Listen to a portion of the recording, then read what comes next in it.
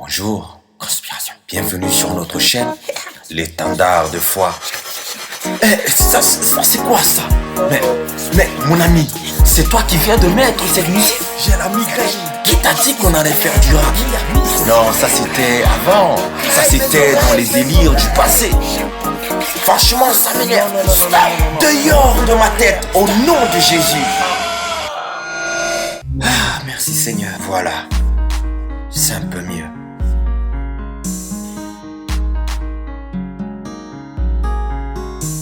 En composant ce morceau, je me suis demandé ce que je pouvais bien raconter à mon auditoire.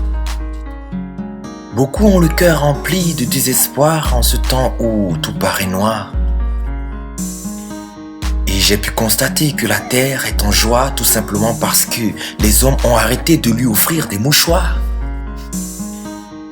À cause du mal commis, même la création a été soumise à la vanité, à l'impureté.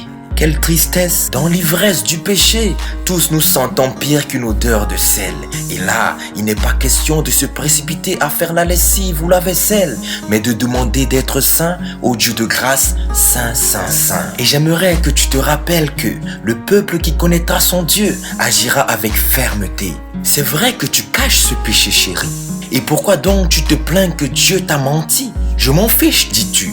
De son avis, de ma vie. Oh, mon frère, ma sœur, arrête de résister. Ne raisonne plus en toi. Lâche prise le moi, donne crédit à la croix et sache que c'est celui qui se cache derrière ton vice qui te trahit sans état d'âme. Ah, c'est dur.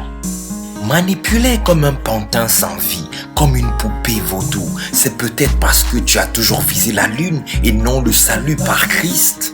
Pose-toi réellement la question, mais attention, ne va pas leur dire que je t'ai aidé à sortir de ta prison, car, mesdames et messieurs, vous connaîtrez la vérité et la vérité vous affranchira. Privés de liberté, enfermés dans pas plus de 30 mètres carrés. Peut-être que ceux qui ont plus se sont endettés. C'est pour cela que chaque matin dans les transports, tu les vois, les yeux gonflés, énervés, prêts à casser ceux qui s'aventuraient de les titiller. Laissez-le, vous ne voyez pas qu'il est surdimensionné. Calmez-vous, c'est juste que ce monsieur ne tient plus sur ses pieds, mais il ignore qu'il a besoin vraiment de se reposer. Qui accusera les élus de Dieu? C'est Dieu qui justifie. Qui les condamnera? Christ est mort, bien plus, il est ressuscité. Il est à la droite de Dieu, il intercède pour nous. Alors, laissez-le. Mais espérons qu'il comprenne avant que ne vienne la ruine. Et toi qui me dévisages, avec ton grand sourire narquois, marche droit sur ton trottoir avant que la bouilloire devienne chauffant et toi chauffé. Mais pour l'instant, j'essaie de me maîtriser.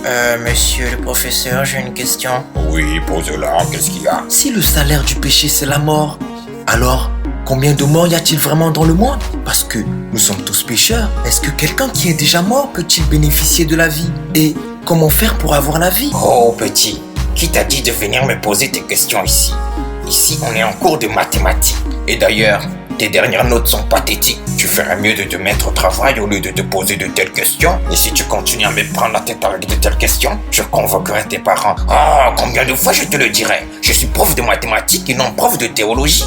Vraiment, si cela t'intéresse, j'ai entendu dire que la Bible pourrait répondre à tes questions. Et approche-toi aussi de ceux qui connaissent ces choses, de ceux qui ont l'expérience de ces choses, de ceux qui parlent de ces choses. Moi, je suis prof de mathématiques. Allez, maintenant, va à ta place, sinon je te colle la semaine prochaine et tu resteras avec moi faire tes devoirs. Non, merci monsieur. La semaine prochaine, j'ai beaucoup de recherches à faire. Mais où commencer? Où aller? Qui chercher? Ah, la semaine prochaine, je ferai ça. Allez, oui, j'y vais. Celui qui cherche trouve, celui qui frappe, on lui ouvrira.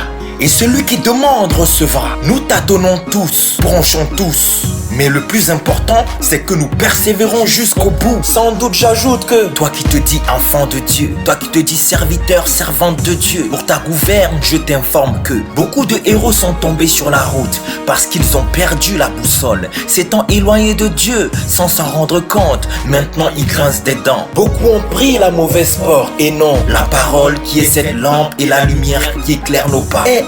Vous allez où là? Ne passez pas outre. Mais à quoi vous jouez? Savez-vous que de sauveur, il n'y en a point d'autre. En dehors de l'agneau, lui qui était sans faute, en qui il n'y avait point de fraude. Par amour, il a payé nos fautes. Par amour, Dieu Dieu a payé nos fautes. Par Jésus-Christ, Dieu a pourvu pour nos fautes.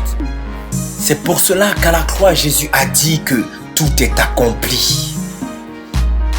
Vraiment, tout est accompli. Sois dans la joie, lève-toi et marche vers l'espérance du salut, l'espérance céleste. Garde ton regard vers la nouvelle Jérusalem. Ne perds pas ton pied sur le chemin. Garde la foi, marche droit et bats-toi pour honorer la sainte convocation de Dieu aux noces de l'agneau.